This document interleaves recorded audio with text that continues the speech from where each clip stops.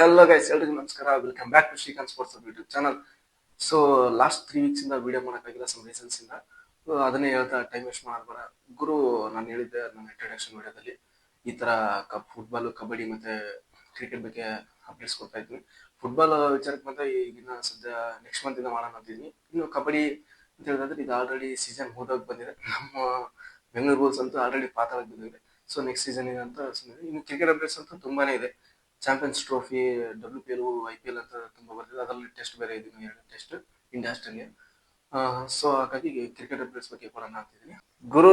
Announce ಆಗಿದೆ champions trophy 2025.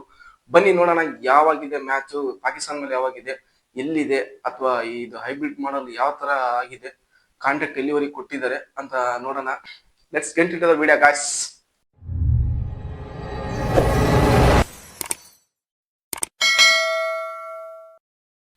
ಗುರು, champions trophy 2025 hoist ಮಾಡ್ತಿರೋ nation ಬಂದ್ಬಿಟ್ಟು ಪಾಕಿಸ್ತಾನ. ನಿಮ್ಗೆ ಆಲ್ರೆಡಿ ಗೊತ್ತಿರುತ್ತೆ. ಇದು ಸ್ಟಾರ್ಟ್ ಆಗೋದು ಡೇಟ್ ಬಂದ್ಬಿಟ್ಟು ಫೆಬ್ರವರಿ 19ರಿಂದ ಮಾರ್ಚ್ 9ರವರೆಗಿದೆ. ಹಾಗೆ ಒಂದು ರಿಸಲ್ಟ್ ಡೇಟ್ ಕೂಡ ಕೊಟ್ಟಿದ್ದಾರೆ. ಮುಂದೆ ಮಾರ್ಚ್ 10ಗೆ. ಅಕಸ್ಮಾತ್ 9ನೇ ತಾರೀಕು ಏನಾದ್ರು ಡಿಲೇ ಆಯ್ತು, ಮ್ಯಾಚ್ ಏನಾದ್ರು ಆಗಿಲ್ಲ, ಮಳೆ ಬಂದಿತ್ತು ಅಂತಂದ್ರೆ ಅಲ್ಲಿಂದ ರಿಸಲ್ಟ್ ಡೇಟ್ ಕೊಟ್ಟಿದ್ದಾರೆ ಯಾವುದಕ್ಕೂ ದೇಶ. ಇನ್ನು ನೆಕ್ಸ್ಟ್ ಹೇಳೋದಾದ್ರೆ, ಇಂಡಿಯಾ ಯಾಕೆ ಪಾಕಿಸ್ತಾನಕ್ಕೆ ಹೋಗಲ್ಲ ಅಂತ ನಿಮ್ಗೆ ಆಲ್ರೆಡಿ ಗೊತ್ತಾಗಿರುತ್ತೆ. ಮೊದ್ಲಿಂದನೂ ಹೋಗಿಲ್ಲ. ಚಾಂಪಿಯನ್ಸ್ ಟ್ರೋಫಿ ಪಾಕಿಸ್ತಾನದಲ್ಲಿ ಇರೋದಕ್ಕೆ ಇಂಡಿಯಾ ಹೈಬ್ರಿಡ್ ಮಾಡಬೇಕು, ಇಲ್ಲ ನಾವು ಪಾಕಿಸ್ತಾನಕ್ಕೆ ಹೋಗಲ್ಲ ಈ ತರ ಅಂತೆಲ್ಲ ಆಲ್ರೆಡಿ 2 ಮಂತ್ಸ್ ಇದೆ ಜరుగుತ್ತಾ ಇತ್ತು. ಕೊನೆಗೆ ಅವರು ಕೂಡ ಪಾಕಿಸ್ತಾನದವರು ಇಲ್ಲ ನಾವು ಬಂದಿದ್ದೀವಿ ಒಳ್ಳೆ ಒಟ್ಟು ಪಾಡಕ್ಕೆ, ನೀವ್ಯಾಕೆ ಬರಲ್ಲ ಆ ತರ ಅಂತ ಅವರು ಸುದ್ದಿ ಮೇಲೆ ಸುದ್ದಿ ಹಾಗೆ ಬೆಳೀತಾ ಹೋಗಿತ್ತು. ಕೊನೆಯಲ್ಲಿ ICC ಒಂದು ಕಾಂಟ್ಯಾಕ್ಟ್ ಬಂದ್ರು. ಅಂದ್ರೆ 2027 ವರೆಗೂ ಒಂದು ಕಾಂಟ್ಯಾಕ್ಟ್ ಅಲ್ಲಿ ಬಂದಿದ್ರು. ಏನಪ್ಪಾ ಅಂದ್ರೆ ಹೈಬ್ರಿಡ್ ಮಾಡಲ್ಲ. ಈಗ ಎಕ್ಸಾಂಪಲ್ ಅಂದ್ರೆ ಇಂಡಿಯಾದಲ್ಲಿ ಹಾಸ್ಟ್ ಆಯ್ತು ಅಂದ್ರೆ ICC ಇವೆಂಟ್ಸ್ ಟೂರ್ನಮೆಂಟ್ಸ್ ಏನಾದ್ರು ಇಂಡಿಯಾದಲ್ಲಿ ಹಾಸ್ಟ್ ಆಯ್ತು ಅಂದ್ರೆ ಇಂಡಿಯಾ ಮತ್ತೆ ಪಾಕಿಸ್ತಾನ ನ್ಯೂಟ್ರಲ್ ವೆನ್ಯೂ ಆಡ್ತಾರೆ. ಈಗ ಯಾವ ತರ ಆಡ್ತಿದೆ ನೋಡಿ. ಈಗ ನ್ಯೂಟ್ರಲ್ ವೆನ್ಯೂ ಇದೆ ಇಂಡಿಯಾ ಮತ್ತೆ ಪಾಕಿಸ್ತಾನಕ್ಕೆ, ದುಬೈಲಿ ಆಡಿಸ್ತಾರೆ. ಅದೇ ತರ ನ್ಯೂಟ್ರಲ್. ಇನ್ನು ಇದರಲ್ಲಿ ಚಾಂಪಿಯನ್ಸ್ ಟ್ರೋಫಿ ಬಂದ್ಬಿಟ್ಟು ಗ್ರೂಪ್ 2 ಇದಾವೆ. ಎರಡು ಗ್ರೂಪ್ A, B ಅಂತ. ಗ್ರೂಪ್ A ಬಂದ್ಬಿಟ್ಟು ಇಂಡಿಯಾ, ಬಾಂಗ್ಲಾದೇಶ್, ಪಾಕಿಸ್ತಾನ ಮತ್ತೆ ನ್ಯೂಜಿಲೆಂಡ್ ಇದೆ. ಇನ್ನು ಗ್ರೂಪ್ B ಅಲ್ಲಿ ಬಂದ್ಬಿಟ್ಟು ಆಸ್ಟ್ರೇಲಿಯಾ, ಇಂಗ್ಲೆಂಡ್ ಮತ್ತೆ south Africa. For first time ಆಡ್ತಾ ಇರೋದು ಅಫ್ಘಾನಿಸ್ತಾನ. ಈ ಚಾಂಪಿಯನ್ಸ್ ಟ್ರೋಫಿಗೆ ಕ್ವಾಲಿಫೈ ಆಗಿರೋದು ಇದೆ ಫಸ್ಟ್ ಟೈಮ್ ಅವರು.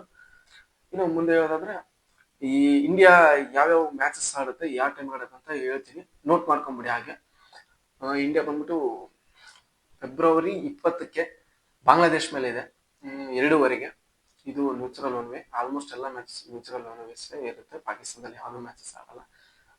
ಪಾಕಿಸ್ತಾನದಲ್ಲಿ ಬಂದ್ಬಿಟ್ಟು ಫೆಬ್ರವರಿ 23ಕ್ಕೆ, ಇದನ್ನ ನೋಟ್ ಮಾಡ್ಕೊಳ್ಳಿ. ಹಾಗೆ ಇನ್ನು ಇಲ್ಲಿಂದ 1 ವೀಕ್ ಗ್ಯಾಪ್ ಇದೆ. ಮಾರ್ಚ್ 2ನೇ ತಾರೀಕಿಗೆ ನ್ಯೂಜಿಲೆಂಡ್ ಮೇಲೆ ಇದೆ. ಹಾಗೆ ಈಗ ಸೆಮಿಫೈನಲ್ಸ್ ಮತ್ತೆ ಫೈನಲ್ಸ್ ಡೇಟ್ ಬಂದ್ಬಿಟ್ಟು ಸೆಮಿಫೈನಲ್ಸ್ ಸೆಮಿಫೈನಲ್ 4 ಮತ್ತೆ 5ನೇ ತಾರೀಕಿದೆ. ಫೈನಲ್ ಡೇಟ್ ಬಂದ್ಬಿಟ್ಟು 9ನೇ ತಾರೀಕಿದೆ.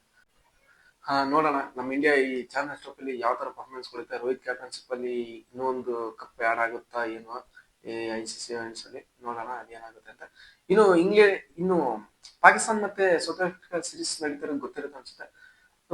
ರೀಸೆಂಟ್ ಆಗಿ T20 ಸೀರೀಸ್ ಆಯ್ತು ಪಾಕಿಸ್ತಾನ ಮತ್ತೆ ಸೌತ್ ಆಫ್ರಿಕಾ. T20ಲಿ 3 match series. ಅದು 3 ಮ್ಯಾಚ್ ಅಲ್ಲಿ 2-0 ಆಯ್ತು. ಅಂದ್ರೆ 1 ಮ್ಯಾಚ್ ರೈನ್ ಇಂದ ಅಬ್ನಾರ್ಮಲ್ ಆಯ್ತು.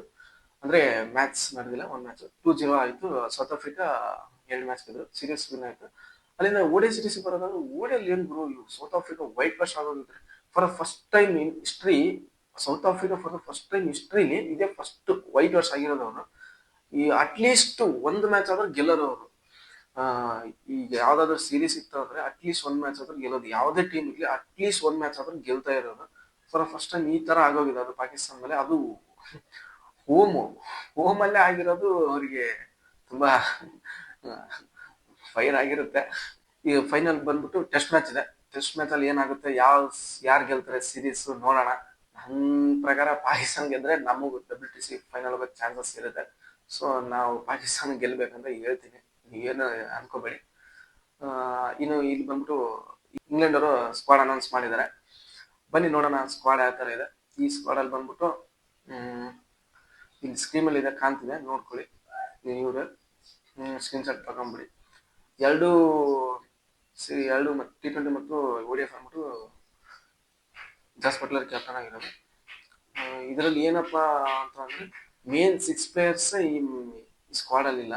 ಯಾರ್ಯಾರು ಅಂದ್ರೆ ಬೆನ್ ಸ್ಟೋಕ್ಸು, ಸ್ಯಾಮ್ ಕರನ್, ರಿಸಿ ಟೋಪ್ಲೆ, ವಿಲ್ ಜಾಕ್ಸು ಮತ್ತೆ ಬೆನ್ ಸ್ಟ್ರೋ, ಕ್ರಿಸ್ ವೋಕ್ಸ್, ಇವ್ರು 6 ಜನನು ಮೇನ್ ಪ್ಲೇಯಿಂಗ್ ಲೆವೆಲ್ ಅಲ್ಲಿ ಇರೋಂಥ ಪ್ಲೇಯರ್ಸೇ ಈ ಸ್ಕ್ವಾಡ್ ಅಲ್ಲಿ ಇಲ್ವಲ್ಲ ಬ್ರೋ. ಅದೇ ಏನೋ ಮ್ಯಾಟರ್, ಏನಂತ ಇನ್ಫಾರ್ಮೇಶನ್ ಫುಲ್ ಆಗಿ ಕೊಟ್ಟಿಲ್ಲ ಅವರು. ಸ್ಕ್ವಾಡ್ ಅಲ್ಲಿ ಫಸ್ಟ್ ಟೈಮ್ ಮಾಡಿದ್ದಾರೆ. ಇನ್ನು ಬೆನ್ ಸ್ಟೋಕ್ಸ್ ಕಡೆ ಬಂತು ಅಂದ್ರೆ ಬೆನ್ ಸ್ಟೋಕ್ಸ್ ಈ 3-4 ಮಂತ್ಸ್ ಅವೈಲೇಬಲ್ ಇಲ್ಲ, ಅವರು ಇಂಜುರಿಯಲ್ಲಿ ಇದೆ. ಅವ್ರೇನೋ ಹಾಕೊಂತಿದ್ರೇನೋ ಅಕಸ್ಮಾತ್ ಇಂಜುರಿ ಆಗಿಲ್ಲ ಅಂದಿದ್ರೆ. ಇನ್ನು ಇವ್ರು 5 ಮೆಂಬರ್ಸ್ ಅಂತೂ ಏನ್ ಬಗ್ಗೆ ಅವ್ರ ಬಗ್ಗೆ ಇನ್ಫಾರ್ಮೇಶನ್ ಏನಿಲ್ಲ. ಹಾಗೆ ಇದ್ರಲ್ಲಿ ಮ್ಯಾಟ್ರ್ ಏನಪ್ಪಾ ಅಂದ್ರೆ ಇವರು ವಿಲ್ ಜಾಕ್ಸನ್ ತಗೊಂಡ್ರು MI ದವರು. ಅಲ್ಲಿಂದ ಅವರು 3 ಫಾರ್ಮೆಟ್ ಪ್ಲೇಯರ್ ಆಗಿರೋದು ವಿಲ್ ಜಾಕ್ಸ್ ಕೂಡ. ಆದ್ರೆ ಇವಾಗ ಈ ODI ಮತ್ತೆ T20 ಎರಡು ಸ್ಕ್ವಾಡ್ ಅಲ್ಲೂ ವಿಲ್ ಜಾಕ್ಸ್ ನೇಮ್ ಇಲ್ಲ. ಆದ್ರೆ RCBಗೆ ಜಾಕ್ ಬೆಟಲ್ ಬಂದಿರೋದು. ಕರೆಂಟ್ಲಿ ಅವರು ಲಾಸ್ಟ್ 2 ವೀಕ್ಸ್ ಬ್ಯಾಕ್ ಟೆಸ್ಟ್ ಅಲ್ಲೇ T20 ಆಡಿ 37 ಬಾಲಿ 50 ಏನೋ ಹೊಡೆದಿರೋದು. ಈಗ ಕರೆಂಟ್ಲಿ 3 ಫಾರ್ಮೆಟ್ ಪ್ಲೇಯರ್ ಆಗಿ ಬಂದಿದ್ದಾರೆ. ಇದು ಒಳ್ಳೆ ನೋಡೋಣ, ಒಳ್ಳೆ ಚೆನ್ನಾಗಿ ಆಡ್ತಾ ಇದ್ದಾರೆ ಅವರು ಕೂಡ. ಇನ್ನು ನಮ್ಮ ಇಂಡಿಯಾ ಮೇಲೆ ಯಾವ ತರ ಆಡ್ತಾ ನೋಡೋಣ. ನಮ್ಮ RCB ಬೇರೆ ಇದ್ದಾರೆ. ಅಕಸ್ಮಾತ್ ಆಗಿ ಅವ್ರ ಪ್ಲೇಯಿಂಗ್ ಲೆವೆಲ್ ಹಾಕೊಂಡ್ರೆ ಯಾವ ತರ ಪರ್ಫಾರ್ಮೆನ್ಸ್ ಕೊಡ್ಬೋದು, ಅವ್ರು ಸೆಲ್ಫ್ ಯಾವ ತರ ಪ್ರೂವ್ ಮಾಡ್ಕೋಬಹುದು. ನೋಡೋಣ ಹೆಂಗಾಗುತ್ತೆ ಏನಿಲ್ಲ ಅಂತ, ಏನ್ ಮಾಡ್ತಾರೆ ಜಾಕ್ ಬೆಥೆಲ್. ಸೊ ಇದು ವಿಡಿಯೋ ಎಂಡ್ ಮಾಡೋ ಸಮಯ. ಸೊ ಇನ್ನು ಯಾರು ಸಬ್ಸ್ಕ್ರೈಬ್ ಮಾಡಿಲ್ಲ, ಸಬ್ಸ್ಕ್ರೈಬ್ ಮಾಡಿ, ಲೈಕ್ ಮಾಡಿ, ಶೇರ್ ಮಾಡಿ ಅಂತ ಹೇಳ್ತಾ, ಸೊ ಗಾಯ್ಸ್ ಮತ್ತೆ ಸಿಗೋಣ ಮುಂದಿನ ವಿಡಿಯೋದಲ್ಲಿ.